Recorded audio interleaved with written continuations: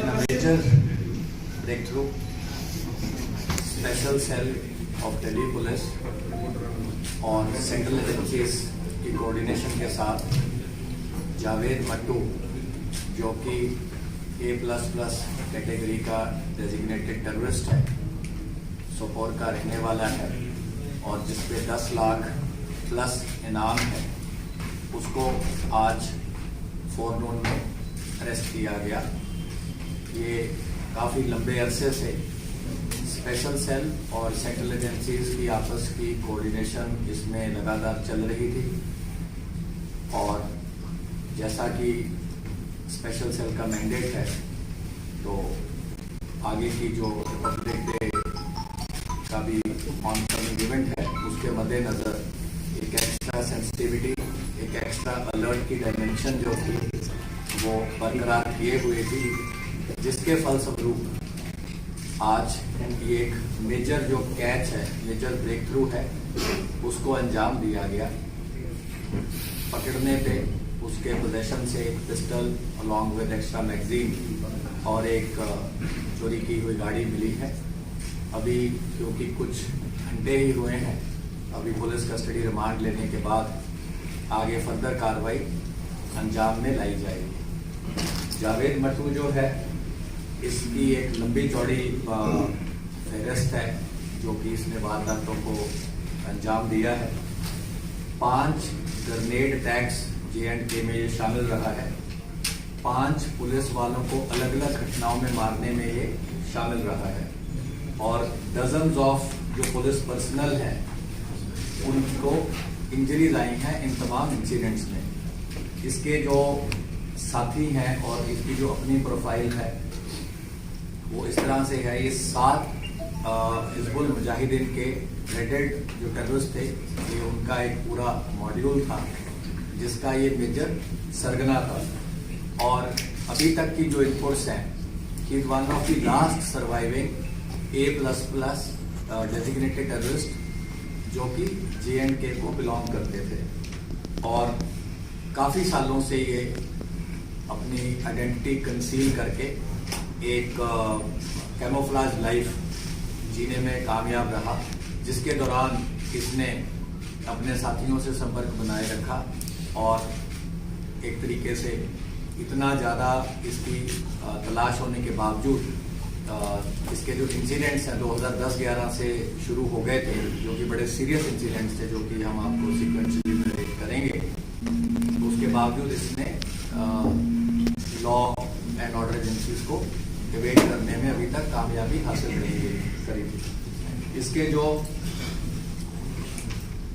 6 जो इसके साथी थे बाकी, एक था अब्दुल माजिद जरगर, ये सोपोर का रहने वाला था और अभी जो इसकी इनपुट्स हैं ये अभी क्रॉस बॉर्डर कंट्री में पाकिस्तान में है और तमाम इसकी गतिविधियों में शमूलियत रही है और क्रॉस बॉर्डर वेपन स्मगलिंग में भी इसका मेजर एक्टिविटी रही है। दूसरा साथी अब्दुल कयूम नज़र, ये ऑपरेशनल इंचार्ज था इस पूरे टेररिस्ट मॉड्यूल का। ये पुलिस और वहाँ की पैरामिलिट्री फोर्सेस के साथ एक्सचेंज ऑफ फायर में मारा गया था। तारिक अहमद लोन, ये भी पाक ट्रेन टेररिस्ट था, हल्द्वारा का रहने वाला था और जब इसको सिक्योरिटी फोर्सेस ने इसको घेर लिया था तो इसने एक पुल से जंप किया जिसमें इसकी मौत हो गई थी। इनका अगला साथी था इम्तियाज कुल्लू, ये सोपोर J&K का रहने वाला था और ये 15-16 में बॉर्डर क्रॉस करके पाकिस्तान चला गया था और अभी भी ये शाहीन के साथ मिलके वारदातों में इसकी जो शमूलियत है वो सामने आई है। एक इनका साथी था महराज हलवाई, ये भी पाकिस्तान ट्रेन टेररिस्ट था, सोपोर का रहने वाला था और ये भी सिक्योरिटी फोर्सेस के साथ एक्सचेंज ऑफ फायर में मारा गया था। इनका अगला साथी था वासिम गुरु, ये सोपोर का रहने वाला था, ये भी सिक्योरिटी फोर्सेस के साथ एक्सचेंज ऑफ फायर में मारा गया। जो इन्होंने तमाम वारदातों को अभी तक अंजाम दिया है, इनमें 2010 में हेड कांस्टेबल मोहम्मद यूसुफ जो कि CID ब्रांच सोपोर का था, इसको पुलिस स्टेशन सोपोर के बाहर ही 2010 में मारा गया। उसके बाद एसपी सोपोर के घर पे अंडर बैरल ग्रेनेड लॉन्चर्स के साथ अटैक इन्होंने किया। इनके ये 4 लोग थे, AK-47 थी इनके पास। इसमें काफ़ी रेजिडेंट्स के प्रेमिसेस को डैमेज हुआ था। उसके बाद 2 CRPF के जवान पट्टन में हमारे उनके जो सर्विस वेपन थे वो भी छीन लिए गए। इसके बाद पेट्रोलिंग पार्टी पुलिस पे सोपोर में ही 2011 में एक और हमला किया गया, जिसमें पुलिस वालों की काफ़ी सीरियस इंजरीज हुई। इसके बाद उन्होंने एक पुलिस कांस्टेबल मोहम्मद शफी लोन को सोपोर में मारा और इसके और इसके साथियों ने एक आईडी ब्लास्ट किया पुलिस स्टेशन सोपोर के बाहर ही, जिसमें मरिफत हुसैन जो कि पुलिस स्टेशन सोपोर का ही था उसकी मौत हुई। इसके बाद इन्होंने एक ग्रेनेड अटैक किया पुलिस स्टेशन सोपोर पे, उसमें इसके साथी इशफाक खाना और सालिम बेग शामिल थे। 2012 में इसको बुलेट इंजरी हुई और जब इन्होंने पुलिस स्टेशन सोपोर पे ही अटैक किया, और बुलेट इंजरी होने के बाद से इसके चलने में काफ़ी लिम्प है और वो इंजरी अभी इसकी पूरी रिकवर नहीं हुई अभी तक। इसके बाद इन्होंने CRPF की जो एक प्लाटून स्टेशन थी SBI कॉम्प्लेक्स में, उस पर इन्होंने ग्रेनेड्स फेंके, जिसमें कि CRPF के जवानों की इंजरीज हुई।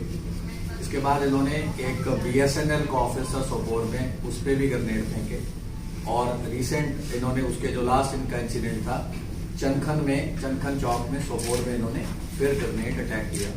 तो इस तरीके से इसकी एक लंबी चौड़ी टेरर इंसिडेंट्स में इन्वॉल्वमेंट रही है। बड़ा मेजर कैच है, जिससे कि राजधानी और इसके एरियाज को और महफूज रखने में मदद मिली। NIA से वांटेड था सर? NIA से वांटेड था सर? NIA का हमें नहीं पता है, लेकिन J&K पुलिस द्वारा वांटेड था और काफी सारी इसकी जो सेंट्रल एजेंसीज हैं उसमें इसकी गिरफ्तारी कहाँ से हुई है? कहाँ इसने हाइडआउट बनाया हुआ? हाइडआउट यहाँ नहीं था। ये अभी कुछ डिटेल्स हम आपको पुलिस कस्टडी जब क्रॉस हो जाएगी उसके बाद शेयर करेंगे। अभी इसकी नेबरिंग स्टेट पकड़ा एरिया से ही है ना सर? नहीं, दिल्ली एरिया से ही पकड़ा है, NCR में ही पकड़ा है। और ये जो कुछ डिटेल्स हैं अभी, क्योंकि कुछ आवर्स ही हुए हैं पकड़े हुए, ये हम आपको पता चल पाया 26 जनवरी को लेकर कुछ नहीं। 26 जनवरी को लेके कुछ नहीं था, लेकिन 26 जनवरी के मद्देनजर जैसे आपको पता है कि स्पेशल सेल बहुत ही प्रिवेंटिव चीज़ों पे हमारा फोकस रहता है और एक heightened sense of security alertness रहती है, तो उसी के चलते ये एक बड़ा ही सक्सेसफुल ऑपरेशन था जिसको अंजाम दिया जा। सर आपने जैसे बताया 2010 से ही स्टार्टेड कमिटिंग कराई, तो since then he was never caught? He is the first time?